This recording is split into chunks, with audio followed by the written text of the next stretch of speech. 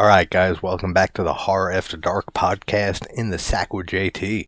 I said it in the trap video, and I said it in the premiere for the trap review. This movie might be coming soon.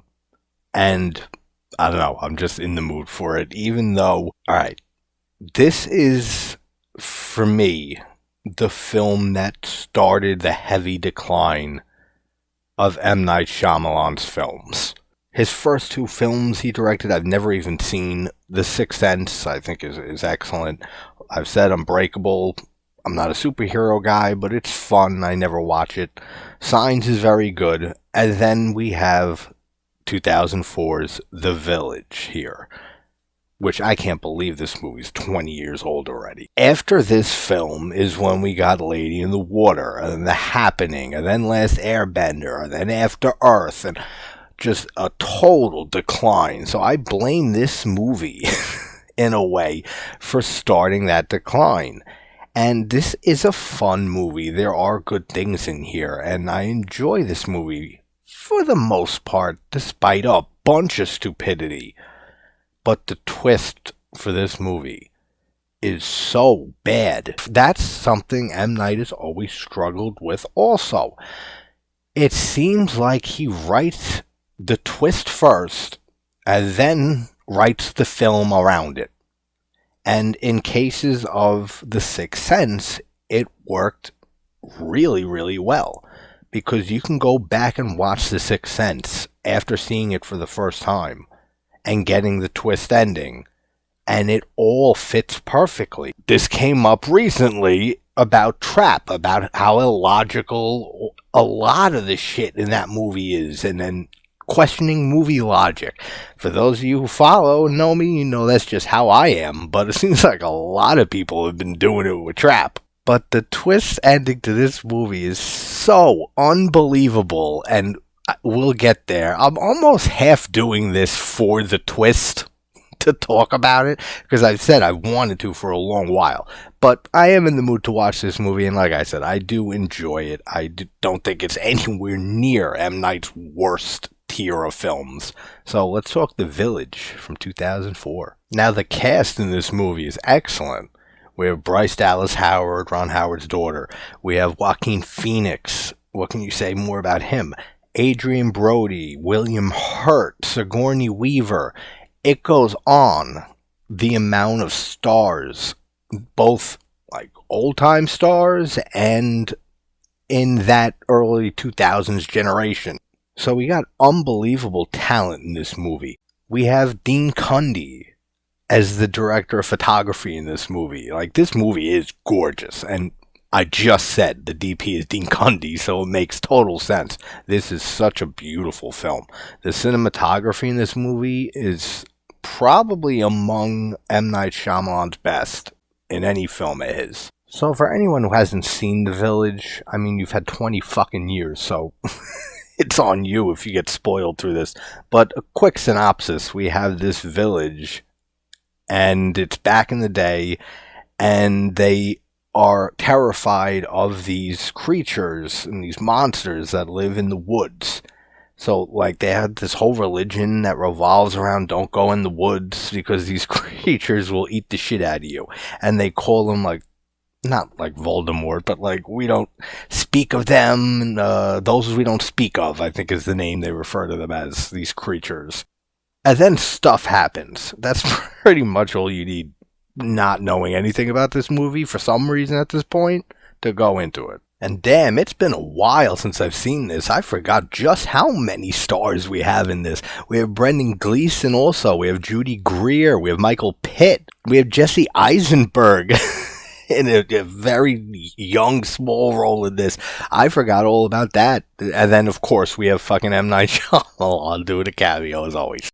Yeah, just the cinematography alone is gorgeous. And the music, the score to this movie, too, is great. And it really adds to the feeling that you're in this time period, even though later on we're not really.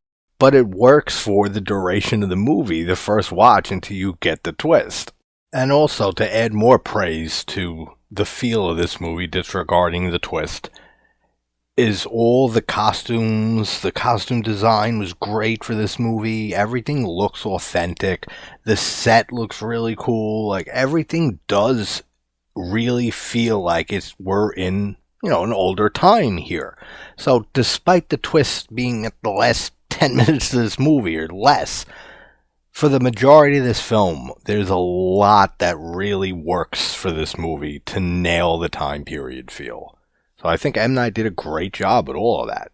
Now already, this is where I can start having a lot of fun just blasting the stupidity in this movie. They do a good job with the way they speak. Not everyone's accent is great in this, but it's believable.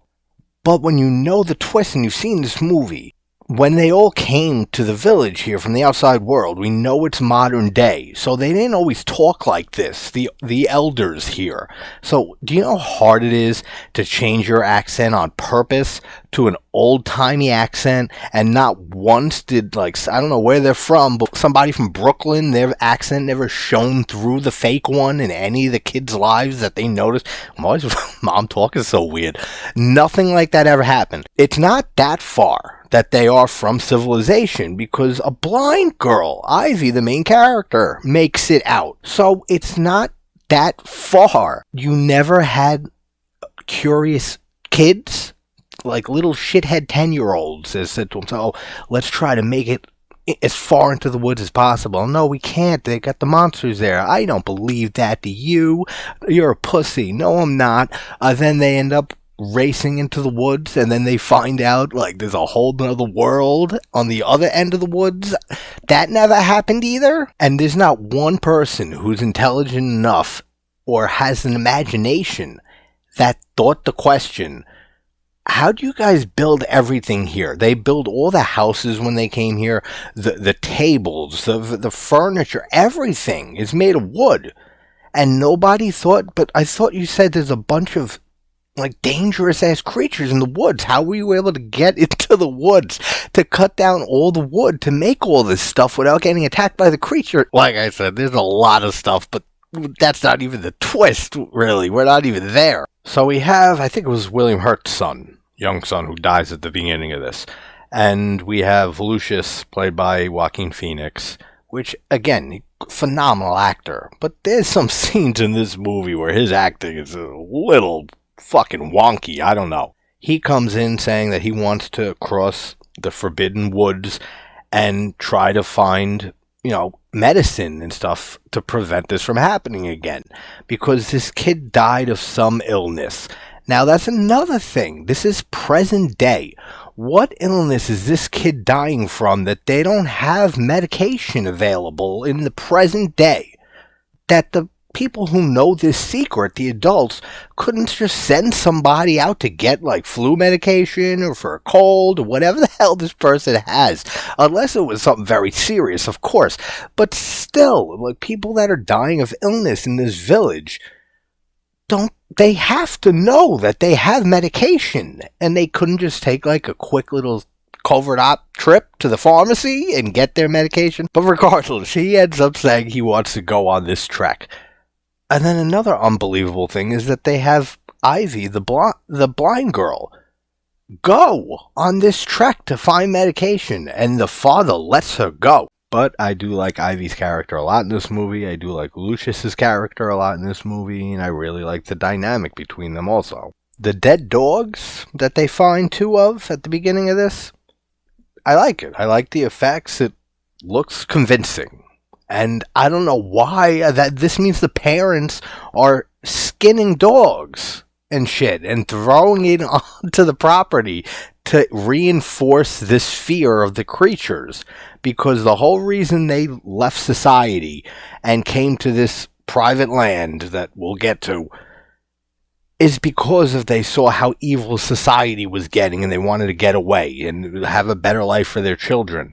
So now there's just, how long have they been skinning animals and throwing them on the ground just to scare the shit out of their kids? So then we have the scene where Sigourney Weaver is trying to explain the dog mutilations and saying that it's probably a wolf or a coyote that has madness. And then she says, on this fortnight, and that's what I mean. The fact that she remembers to, like, fakely use the word Fortnite. I mean, I guess she's used to it at this point, but that's what I mean. Like, the way that they keep up this old English when they're from regular ass society and they did not grow up speaking like this. It's unbelievable. They don't let anything slip and have anyone question it. But then she says those that we don't speak of, the creatures in the forest, they have a boundary that they're not allowed to cross. The creatures respect the boundary.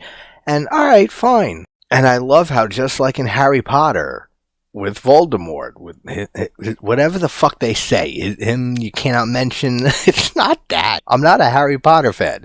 But how they call it here, those we don't speak of, they talk about their asses through this whole fucking movie. And then we have Judy Greer's character, the sister of Ivy.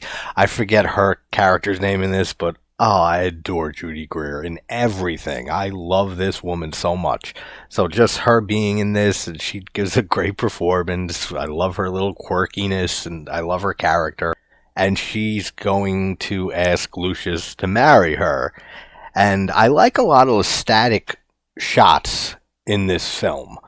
Like when she goes to her father to ask permission, and then he says, well, where's the boy? And she says he doesn't even know yet. And their whole conversation is on a fixed camera shot from the back, and it's just showing them. There's not a lot of cuts. Like, I like that about this movie too. There's not a lot of fast cuts. There's a lot of long takes. And that, plus the fact of how beautiful this movie is, that I love the decision that he made with a lot of the camera work. See, this is M. Night humor that works for me completely. When she goes in to Lucius and starts declaring her love for him and saying, I love you more than the sun and moon together, and if you feel the same, we should not hide it. Love is so great. Then it cuts to her crying hysterically in her sister's arms. That's too funny. That's great. They got firewood up the ass, but yet again, don't go in those woods. Then you have, and this is another issue with this movie, it's almost on the level of High Tension. How I say with that movie all the time. The first watch is great, and the twist is like, oh, cool. But then as you think about it, and it ruins rewatches of that film. And same with this, because you know how insane all of this is, and that none of this is real. But it was suspenseful the first time watching this. The scene where one of the kids is on the little platform by the woods, and he's standing there, and the other three boys are watching him, and you hear the sounds of the creatures and stuff from the woods, but yet we know they don't exist. And later on we see that there's suits, monster suits, that the older ones dress up as to masquerade around as the monsters. So are they out there in the woods, like screaming out like the moans and groans and the creature sounds to scare them? Or do they have PA systems and stuff? If they do, they must have brought that shit 30 years ago, because they haven't left to go anywhere that we know of ever since they came here. But it's only a movie. Don't be ridiculous, guys. And then we have Adrian Brody's character in this movie. He's a good actor, but the retard level he brings it to in this movie is insane. Way too over the top at times, and he's like obsessed with Ivy, and then he dies hilariously later, but way over the top. Like, that's somebody, when they saw in this village that this is how this kid was turning out, the first thing I would have went was to the pharmacy to get some shit to sedate this motherfucker, because he's bouncing off the walls through this entire movie.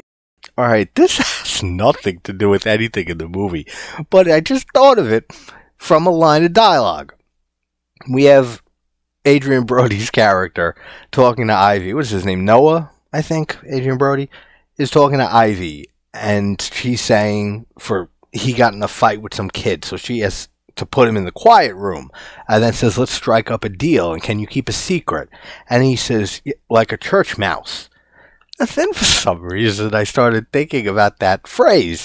I get it, like a mouse is quiet and stuff, but a mouse would not be able to tell a secret. It's incapable. It can't communicate. So why is that even a phrase? Like, can you keep a secret like a church mouse? they can't tell a secret. So that's not a good example of someone being able to keep a secret like they had the option to expose the secret. Again, this has nothing to do with anything, but I thought of it. That's my mind. But as over the top as Brody is in this movie, I do like his whole chemistry with Ivy as well. A lot of the characters I really like in this movie, which helps it immensely. Then the three of them, Ivy, Lucius, and Noah, are together, and Noah pulls out these red berries, and this is more evidence that Lucius uses to try to convince the elders, saying that he knows that Noah's been in the woods multiple times, and probably because of his innocence, they never harmed him. So that means that if he's not a threat to these creatures and they sense it, that gives him more reason to believe that he would be able to make it to a town to get medication and other stuff that they need. And I like a lot of the dialogue in this movie. When we have Lucius talking with Sigourney Weaver, his mom, and she tells him that his father went to a town once and he got his ass robbed and thrown in a river or something, which is a BS story probably, I'm assuming, from all the bullshit they spew throughout this movie, unless it really did happen, and that's another reason they decide never to go back to these towns, because he really got his ass kicked. Regardless, he gives this line, this is just, what the fuck writing was this? When he says, sometimes we don't do things, yet others know we want to do things, so we don't do them. What the hell is that? Like, that's something that blows my mind every time I see this movie. The dialogue, like I said, is pretty good throughout this movie. What is that line? Who wrote that? Because if it's M. Night, that's really embarrassing. I can't believe that he would write something like that. And there's some weird fucking edits in this movie, though. So then we get the scene where the monsters attack. And again, great seeing Michael Pitt, and this is pre-Funny Games, which is what I primarily knew him from originally. He rings the bell to warn the village, which I get, but it just feels like you're going to draw attention to yourselves and have more of them come if these creatures were real. But they're not. And all I could think of is, what if these people decided to fight back? This is like some of the elders that are in these, and the costumes do look cool. Like, they look like big porcupines with the red hood and shit. That looks cool. But what if one of these people decided to fight back and just started pummeling the shit out of this person? It's not a monster. It's just one of the older people dressed up as a monster. And then the whole thing is exposed because they find out it's just, oh shit, that's Dan wearing the suit. So this plan could have gone wrong at any time. But then they locked themselves in the cellar and waited out till morning. So then they have a little council meeting, and Lucius sends up a note saying that he's responsible for this attack on the village, that he was seen by those they don't speak of. Again, the whole movie they're talking about him, and that's the reason they retaliated. So they're just trying to stop him from leaving? That's what I always took from it, that they set up this whole charade and attack on the village to further sway him from his journey that he wants to go on. Then we have the sister's wedding. She moved on real quick from Lucius. And the whole ceremony, that all looks really nice too. But then what the fuck is this? Are you serious? They throw the pig into the woods to appease the monsters who don't exist. And then there's an attack on the village after, like, during the ceremony. And then you see two of the elders saying that the livestock were taken and that they were skinned and feathers were missing. Don't they have to eat? Are they literally destroying all of their animals and throwing away food and stuff to keep this imaginary monster story going? Because that's just too unbelievable for me too. Nice little scene with some fog and nice atmosphere when Lucius and Ivy are talking, and she asks, like, do you think of me as too much of a tomboy? And they have like this little bonding moment. And then he says a line of dialogue that just made me laugh because I thought of something.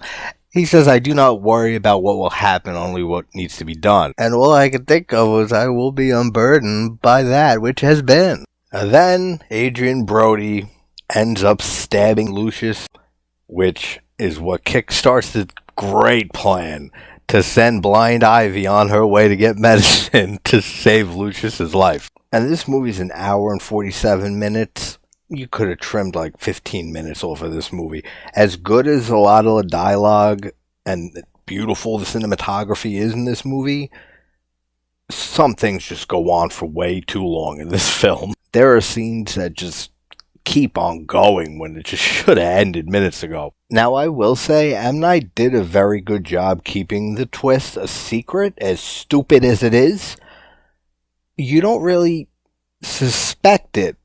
In this scene here is where you get a little bit of a hint, maybe, that something's definitely up and that they might have, been from these towns and came here. The whole argument between elders that said, I think they're husband and wife, right? Whatever, it doesn't matter. She says, you took an oath, like the rest of us, that we will never go back to the towns.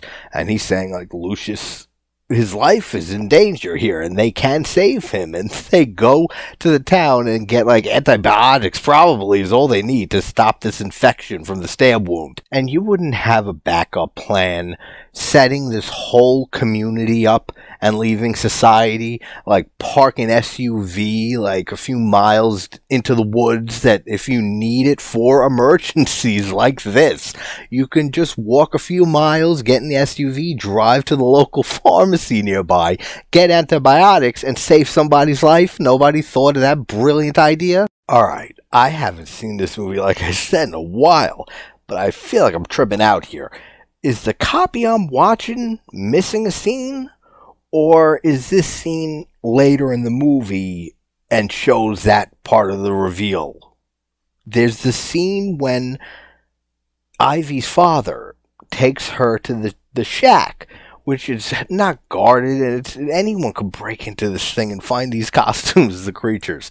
And then she's blind, and he thinks it's a great idea to take her hand and put it on the claw of this monster and freak her the hell out. But it just glossed over that. He said, try not to scream. And then it cuts to her going into the woods with the yellow Red Riding Hood look.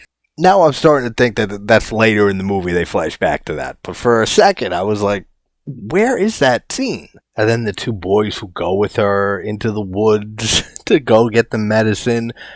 And this stupid shit when she says, oh, don't worry. Don't be afraid. We have the magic rocks. Fuck you, M. Night. Yeah, I should have waited because 10 minutes or less later they go to that scene with the whole reveal of the monster suits. But it is still stupid, regardless of where it takes place in the movie's timeline. And then Michael Pitt and the other kid, like I said, pussy out, and they leave this blind girl in the woods alone, where creatures exist, but they got magic rocks, so it's alright. And the whole scene with all the elders arguing with Ivy's father for letting Ivy go when she's blind, and how can you do this? And you put everything at risk. All of that's great. Great acting from everybody in that scene.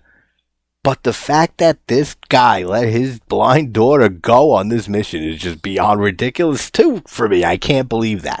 You got this poor girl terrified in the middle of the woods with just magic rocks to protect her, even though she knows it's all a farce. But then we get a cool scene with Adrian Brody dressed up as one of the creatures, and he's running after Ivy, and then he hilariously falls into the pit and dies. But there's a lot of cool shots there with him just standing there, and with the red berries all over the ground. That all looks really cool. Then we get to the twist of this movie, and the story that one of them told earlier about the brother going to the town, beaten up and found in the river, that was partially true, because then we find out and we see the picture that all the elders met in the real world, in present day, at a counseling center, and they all lost somebody in a brutal way, and they wanted to get away from society. Now, in this picture, Lucius is in the picture as a kid, so he was born already. So there's only a few decades that this has been going on, that they started this village. But Ivy makes it onto the main road, and this is where everything is just horrible. Okay, so they bought a wildlife preserve, or they made it a wildlife preserve, is what they live on. First of all, there's no government in any parallel universe that's letting people live off the grid without paying taxes or anything. Then they throw some bullshit in that a few years ago, somebody made a whole big stink to make this whole area, around the preserve a no-fly zone, to try to explain away how come no one sees any airplanes in the sky during their entire lives.